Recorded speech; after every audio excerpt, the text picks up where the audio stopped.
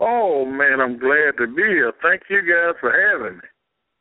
Oh, it's our sincere pleasure. We really appreciate you. And, of course, you know, it would be hard-pressed not to mention it right off the top. And, unfortunately, in the world of wrestling, there's always ups and there's always downs. And there was a report this past week regarding Hulk Hogan and some comments that he made. You were quoted over the weekend by Bleacher Report about that story. But what are your thoughts on the whole situation and then how much it's blown up over the last couple of days? I think that people take it too far. The way I see it and the way I didn't see it like that when I was growing up. But over the years, I guess I'm more mature. And the way I see it now is we have our little thing that we say about white people. And nobody says anything. And it's not that we mean harm by doing it. We do it in private where we have little jokes and fun, laugh about it. Well, this is me personally, I do not think Hogan meant harm by saying that. And Hogan is my brother until he decides not to be. Yeah, very well said. And, of course, you two had, a hell of a run back in the WWF and had many, many, many good matches and just a lot of great Hulk Hogan versus the ultimate bad guy, the villain, the giant Kamala. And when you two work so close together, I mean, the vibe that you get from Hogan when you hear the stories was that he was always looking out for whoever he was working with. And did you guys have a good relationship while you're putting your matches together? Yeah, we had a good relationship. Hogan was, he was the world champion. And to me, I'm not knocking any other champion, but he was about the best champion, the most memorable champion that from my point of view, that I've ever been around. And he was not snobby, and he would always come to me. I guess that's why we have such good matches. He would always come to me and say, hey, brother, what we going to do tonight? What we going to do? That's a champion asking me. Well, I give him my input, and then I will ask him, what you think about that? You have any other idea? And we put together our match just like that. And no problem. Hogan get in that ring, and he sell for me and make it look like I'm killing him. I was glad for him to make his big comeback. And Hogan he just was a sweetheart. That's all I can say. Yeah, and I'll tell you what, there's one match in particular that I love of you and Hogan. It's from June 1987. It's in Houston, Texas. It's actually on one of the WWE released Hulk Hogan compilations. It's just an utterly raw, physical match. Hogan always battling the odds. But do you have a favorite match with Hulk Hogan that stands out to you? Have I ever seen any that stands out? Yeah, most of all the matches that I've had with Hogan stands out to me. And awesome. It's not because he was the champion. I mean, that's part of it too. But he was such a colorful guy. He was just colorful. They could just hit that music, and the people go wow. Uh-huh. Now, as we're talking, obviously, about the Hulkster, Hulk Hogan, what was the influence on him getting you into WCW in 1995? Was that all him bringing you in? Yeah. He called me up and said, brother, look, I need you to come down here and work with me and talk to Eric Bischoff, I believe, about your contract. I never could get Eric on the phone, so I went on anyway without a contract. And when I did see Eric told me, I asked him about the contract, and Eric told me, so just wait for a while and let me get a good look at you. Now, I've been all over the world, and he hadn't looked at me in all that time. He wasn't going to look. But anyway, I worked without a contract, and I went to Hogan. And I said, look, brother, I'm going to have to leave here and just go home and be a simple old truck driver like I, did back in 1970 before I got into business. He said, what's wrong, brother? I said, they not paying me. I said, I can't live like this. He said, let me go talk to him. He talked to him. It was just a hair better. And the last straw was when they booked me against Randy Savage. And they told me they wanted me to put Randy Savage over. I had just got a bad paycheck. So I told him, I called Hogan, I said, brother, I'm leaving right now. He said, what's wrong? I said, the money is just not right. He said, didn't do any good when I talked to him? I said, not a bit. And Eric never did speak to me at all the whole time I was down there. So anyway, I told Hogan that I was leaving. He told me, said, well, look then, let me talk to him again. I said, nope. I said, Hogan, if I can't talk to him myself, I'm a grown man too. If I think I can stand for myself. If I can't talk to him, then I don't need to be here. I walked out, and I hadn't seen Hogan. I don't think I've seen him since, and that was in '95. If I saw him, I can't remember it. Yeah, I guess that was around Halloween Havoc '95 because I remember it was supposed to be Macho Man versus Kamala, a part of Halloween Havoc '95, and I believe you were replaced by the Zodiac, who ended up losing. But I do remember around that time period. But obviously, you reported the Dungeon of Doom. What did you think about being part of the Dungeon of Doom with, Brutus Beefcake or Zodiac, John Tenta, Kevin Sullivan, etc.? Yeah, well, I like gimmicks like that, and I enjoyed just doing it, just helping make the Dungeon of Doom. So I love gimmicks like that. Yeah, and it seemed to, everyone remembers, it's very memorable, the Dungeon of Doom, and obviously it fit in with the Hogan Hulkamania character. You guys were trying to kill Hulkamania at that point.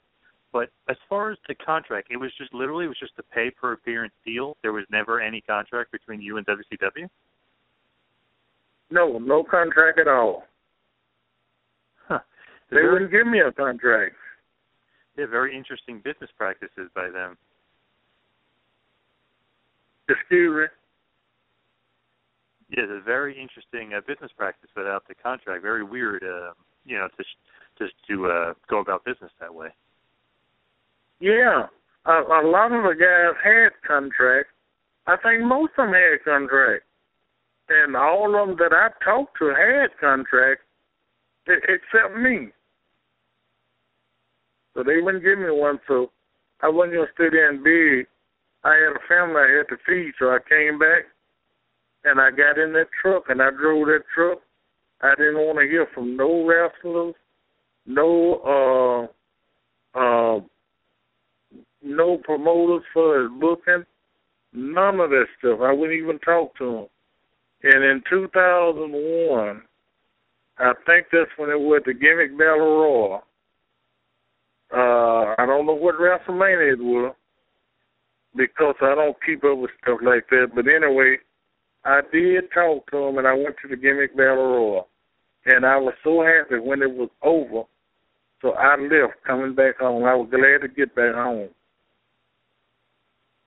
Yep, the WrestleMania 17, very famous Gimmick Battle Royal, and it was great to see you back in there. But also speaking of something great, was recently you and Kenny Casanova made a great book. I recommend it to every fan out there. Kamala Speaks. I actually have an autographed copy sitting right on my desk. So, but great book. But as I want to focus on you a little bit here, what was it like creating that book with Kenny? Did you enjoy the process of making the book? I really enjoyed it. A lot of people had called me, had emailed me about doing a book. I had one guy back in the 90s. He wanted to do a book on me. He was up in Canada. And he started out writing the book, and I could tell that he wasn't a real good writer. And it was like 12 years before I heard from him again. And when Kenneth, but, you know, like I said, with a lot of guys asking me about writing the book, and I just told them that I wasn't interested. So Kenneth came along, and he made me a good offer. And that got my attention. And then he called me a couple of more times. And so I said, okay, well, let's do it. If you think we can do it, let's do it. And we did it. And the more we talked, we did it all by phone. And the more we talked, the more interested I got of doing the book. And, you know, I don't brag on my stuff like thinking of, like talking about it, but I think it's a pretty good book, and maybe it's just because it's my book. But I think it's a good book, and a lot of the fans have bought the book and donated to my GoFund, and a lot of them have just donated to the book and didn't even ask for a book. But a lot of them, far away, Japan and Australia, they were telling me how they enjoyed reading the book. One guy called me from on the plane that had my number, and he told me how he was about halfway the book, and he told me how he was enjoying reading that book. So that made me feel good. And a lot of the books sold, and a lot of them are still selling. So I'm real happy with it. Oh, yeah, you should be. It's a great story. It's a fantastic journey through not only your life but your wrestling career. And, of course, we recommend it. We've spoken to Kenny, as we said earlier, and now, you know, and getting to talk to you about it. But is there any story that you really, while you were putting pen to paper with Kenny and you guys were going over what to put in the book, was there any story that you just remembered that you had to get in there specifically? I can't think of any right now, but I know there is. I just can't think of them right now, but I know there's some that I forgot to put in there.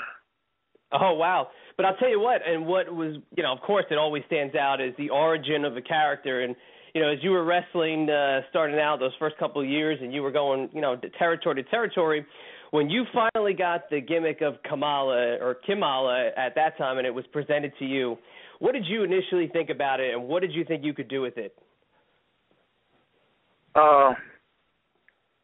When Jerry Lawler came up to me with the gimmick and he asked me, he said, how would you like to make more money than you ever made in your life?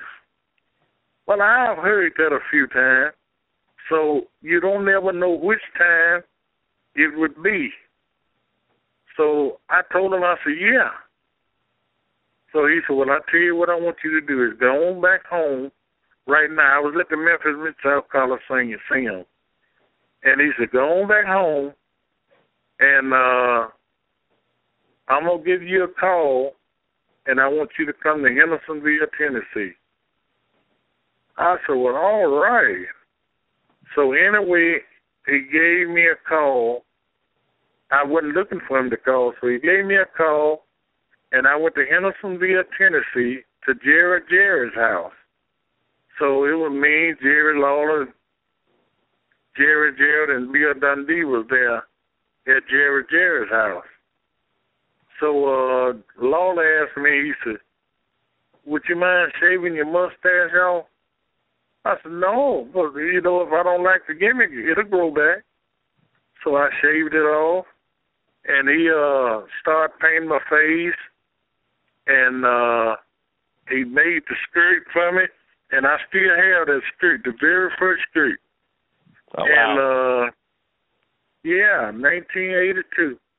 So anyway, he started painting the face, and after he finished, and then he made this spear, and he told me, say, now take a look in the mirror and see how you like yourself. I looked in the mirror, it was shocking, but they didn't know I loved it. And I told them, they said, you going to be embarrassed to wear it? I said, no, I'm not going to be embarrassed. So anyway, we went out and made our little video up there at Jared, and he said, you'll be wrestling me Monday night, but we're going to show it on TV Saturday, live. And we get to that Coliseum was sold out. And I made $600. That was more than I had ever made in one night. So anyway, I wrestled there a whole week, and I got a check for $2,500. Oh man, that was making money to me then. So it didn't last long, but I moved around from territory to territory. Yeah, and I'll tell you what, if you look back at those vignettes, and people want to go and find them on YouTube, they're still, to this day, holding up as some of the greatest hype videos ever for a character, whether it's somebody that had a short run or somebody like yourself that's had a long-standing run in the annals of wrestling history. They are some of the best. But did you think the character or the gimmick or Kamala as a whole would have lasted as long as it did after just getting in that paint for the first time? No, I didn't think it would last that long, because when I did it in Memphis, then they brought Plowboy Frazier in. I mean, the gimmick was done really good in Memphis. Then they brought Plowboy Frazier in, and all of a sudden, he couldn't speak English, and they had paint on. He just had handprints all over him as Kamala too. Now, he'd been to Memphis as everything, Plowboy Frazier, Stan Frazier, a lot of different gimmicks. So everybody knew him, and they couldn't miss a big old guy like that. But all of a sudden, he couldn't speak English, and he was my tag team partner, and they just said, forget this. And it didn't draw another dime worth nothing. I don't know why to this day they would kill me off like that. So I said, well, they done blew this one, so I don't know what I do next. And after that, I had one of the best runs of my life in the Mid-South sport with Cowboy Bill Watts. Oh, yeah, awesome time in Mid-South. And speaking of Mid-South, Jim Ross wrote the preface to your book. Yeah. What was that like? Have you guys always had a good relationship, even going all the way back to your Mid-South days? Yeah.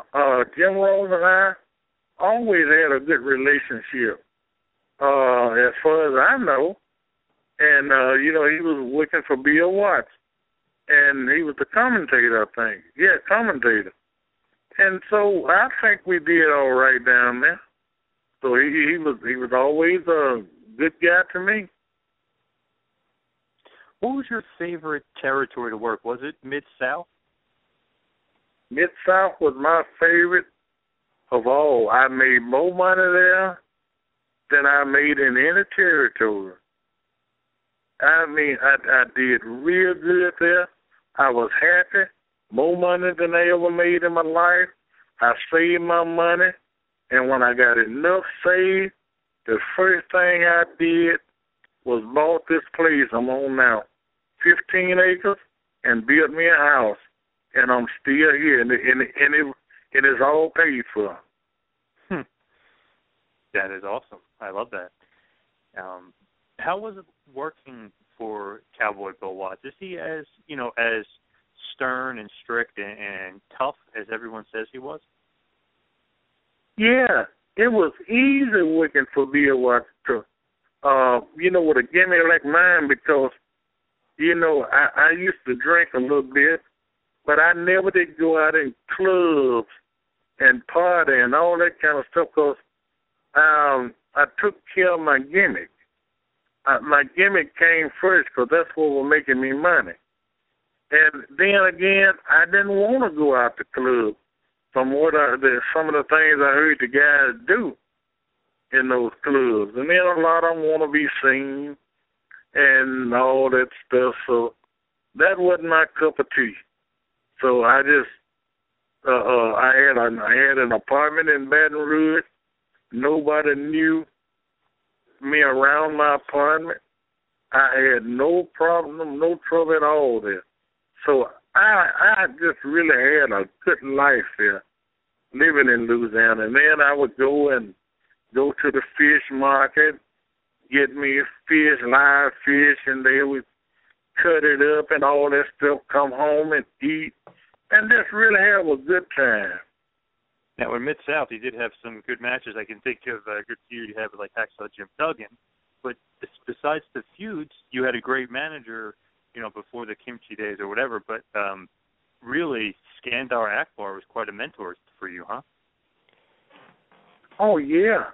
Skandar Akbar, he was a good manager. I liked him. And we always cracking jokes and, like I said from the beginning, Akbar and I would crack jokes about other people that we wouldn't say in public. We say it in privacy. And that's the thing I think happened to Hulk Hogan. He was doing something for fun, cracking jokes and all that kind of stuff. And when he just got caught. He didn't know that the recorder and all that stuff was on. And he wouldn't have done that. I don't think he would. I don't believe he would have. And that's the same thing, same way it was with me and Akbar. It was me, Akbar, and Kim Chi. And whatever we would say or crack jokes about while we were traveling, that's where it stayed. It didn't go nowhere calling nobody's name. Now, if I could fast forward a little bit to your second run, pretty much, in the WWF when they brought you back in the early 90s to feud with The Undertaker. Now, a lot's been said. Obviously, The Undertaker is still in WWE now. It's a big legend. But a lot has been said about his pay versus your pay, specifically for, I believe it was SummerSlam 92. What's the real story behind that? What it was is SummerSlam 92. That's when I worked with The Undertaker. Okay, when we got paid, like 2 or 3 weeks later, I don't remember exactly, but Steve Lombardi, Steve Lombardi, who was my kimchi. Mm-hmm. He just say part of the office. He could get away with anything. So he's always running around. So he went in Pat Patterson's dressing room. And he came back out over to my dressing room where I was, or where all of us were. And he told me, said, I know how much you made for SummerSlam. Because I wouldn't tell him. And he said, I said, well, how much? He said, you made $13,000. I said, how did you know that? He said, I saw it in Pat's book. Now, I didn't think Pat would carry nothing like that in his book, because he's just a booker. And anyway, he said, I can show it to you. So he said, we got to make quick, because we don't know when Pat might be back in his dressing room. And he showed it to me. Undertaker made $500,000, and it wasn't. It sure wasn't 500, and it sure wasn't 50, because that's one thing I can do is read numbers. So I know what it was. Why do you think there was such a disparagement in pay, where he's getting paid, way too much, and you were getting paid way too little? Steve told me himself that Vince that didn't really like black people, and the only reason he had them there is I don't forget why he said the reason he had blacks there. But even after Steve told me that, Vince always treated me nice. I got along good, very good with Vince. But that was before all the kayfabe, before they stopped having all the kayfabe. And Steve told me, so he ain't going to pay you what he paid no white men. Now, that's what Steve told me. Well, I kind of knew that or believed that anyway, but I thought I would have got, after I found out what Undertaker made, if that's true, that I should have made more than that. But I didn't. And then I don't know if it was some kind of joke or real or what, but it was in the book, wrote in ink. I saw that. Now, have you ever gotten any sort of vibe or anything from Vince? Because now with the whole Hulk Hogan controversy, you're hearing a lot of old school wrestlers say that Vince himself, is a bit of a racist. Would you ever get that vibe or anything from Vince McMahon? Yeah, I did. I remember this one time when Chief J. Strongbow was living. Well, when he was an agent up there when I was there. Chief came in, Vince was there, and at one of the shows, and he came in and he was talking to Vince. I was sitting there, and he told Vince, my belly, I'm so full. I stopped at one of those soul food restaurants and ate, and man, you talking about some good food. And I heard Vince say, well, did they shine your shoes? So that made me think I think that was kind of racist. I do. Yeah, and a lot of other wrestlers have been saying, things like that where Vince, isn't Mr. Perfect when it comes to that, not the wrestler, like he isn't perfect, so to speak, and him basically firing Hogan for that is laughable because he himself is pretty pretty racist himself. But if I can bring you back to a period of time where somebody else was a little bit racist towards you, and it's a great story in your book, and it's kind of an infamous story with you, is Andre the Giant was a bit racist towards you, and apparently you pulled a gun on him, and after that, he basically had respect for you. What is the truth behind that story? Okay, I didn't pull the gun, but I had the gun. And matter of fact, I'm looking at the gun right now, .357 Magnum. But here's the thing: the first time I ever wrestled Andre the Giant was in Oklahoma City in 1982 for Mid-South Sports. So I had never wrestled him before. And Andre, in the ring, it was a spot. See, they were spinning the finishes and the spots back and forth by the referee. And I might have did get a spot mixed up. And Andre threw me up off him, and he called me a dumb SOB. And he jumped up. When he come up, that's when I beat the hell out of him. Right there in the ring. And, that was for real. And after that next night, we were wrestling each other in Baton Rouge, Louisiana. So, anyway, I had this .357 Magnum. I put it in my pocket. And I went over there to Andre the Giant in his dressing room. I stuck my finger on his nose. And he threw up both hands. And now, he didn't see a gun. He just threw up his hand to "I'm sorry," with that big smile on his face. "I'm sorry, boss. I'm sorry. I didn't mean to say that or do that. I'm sorry." And I can't say what I want to say that I told him, on the radio like this. But After that, Andre and I had good matches everywhere we went, and we went all over. I never had another problem out of Andre. You basically, you made him respect you, and after that, obviously, he's going to be very nice to you, especially with that 357.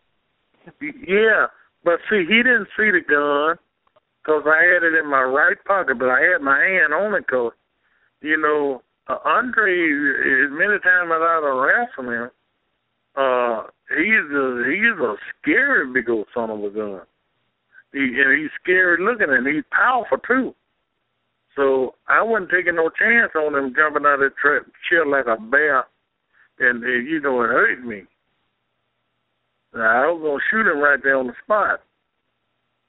So anyway, because Andre, I know he's strong because when you lock up with him, it just like locking up with a bear, a wild animal. So because I wrestled a bear before, and I know his strength. So anyway, that's my story. Now, as we wind it down here and lighten it up a little bit, very curious when we ask, big-time legends of the wrestling business like yourself, what is your favorite match that you've had of all time, or maybe it's matches?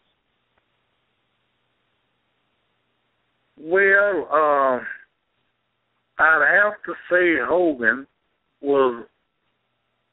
Well, all the matches we had together was my favorite. But that's about the only one, even though I enjoyed working with a lot of the guys, Undertaker, Jake the Snake Roberts, all those guys, but I just have to say Hogan. The one reason is Hogan was just so easy to work with. He was just like he just was a sweetheart to work with, so easy, and he would do just what you want him to do. And when he do what I want him to do, I'd just be more than happy to do anything he wants to do. Now, one question I really wanted to ask, because it is a little bit of a chapter in the book, and it's kind of on the lighter side of things. It's kind of funny. It was a story you put about the Iron Sheik. It's basically with him and Ring Rat. Can you just talk a little bit about what it was like with traveling those times with Iron Sheik, who's perceived to be a little bit crazy? Yeah, he was crazy, but he was a good guy. He was we respected each other, and Iron Sheik was a real good guy. He was funny. And we used to love to hear him talk. And the thing about it, when Ant don't care where we looked at, when he get there, he go looking for some, what could he call it now? Medicine. He go looking for some medicine. That's what he called it, some drugs. And he would ask and the thing about it, he would ask anybody for drugs. You know where she can get medicine? You have medicine for Sheik everywhere we go. We went to Singapore one time. I'm not a drug user and never have been, and I've been around a lot of it, being in the wrestling business. But we went to Singapore, me and Iron Sheik, and a bunch of more guys. And it tell you on your declaration form, that the sentence for being with any kind of drug, I don't know if I'm saying it right, but anyway, it's a death sentence. A death sentence doing any kind of drug in Singapore. And when we got there, Daddy Iron Sheik lit him one and walking around in the airport smoking. and they never picked up on it, never said nothing. And man, I stayed as far away from him as I could. Iron Sheik is always a little bit crazy, for sure, and he's got that reputation. But I just want to ask you one more question for me. I was just very curious about this. Do you remember working for Ring of Honor? I believe it was 2006. You actually fought Bryan Danielson, who's now in the WWE as Daniel Bryan. Big time. Yeah. Do you remember wrestling him back then? Almost about 10 I years ago? remember. Yeah, I remember wrestling him, and I told him after we finished wrestling each other, I said, "Man, you was easy to work. You worked like the old time wrestler." Because he was real good and really easy to work with. He's a good wrestler.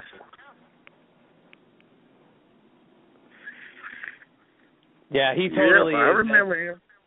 He's pretty much the best guy that they have going today, and it's a shame he's out with his injury issues. Now, before we let you go, we just want to plug the book again, and it's Kamala Speaks, and you can go to KamalaSpeaks.com, and you can get the book, you can get it autographed. It's a fantastic read. John has been talking about it for months, and we're so happy that we had the chance to talk to you. But what would you say the legacy of Kamala would be when the book closes on Professional Wrestling Forever and Kamala is there? What's the legacy of Kamala? The legacy of Kamala would be my character as a drug-free guy, one thing, and some of my biggest matches. I would like for them to be remembered with Hogan, Undertaker, Andre the Giant, and so many more. That would be my legacy, and for everybody to know that I will always thank them for everything they ever done for me. They have helped me, donated to me, and I can't thank them enough. I can't say enough to let them know how much I appreciate it. Very, very well said. Well, Mr. Harris, we really appreciate your time tonight, and all the best to you, and nothing but health, love, and happiness. We really appreciate you taking some time tonight. Well, the same to you, and I appreciate it. I enjoyed it.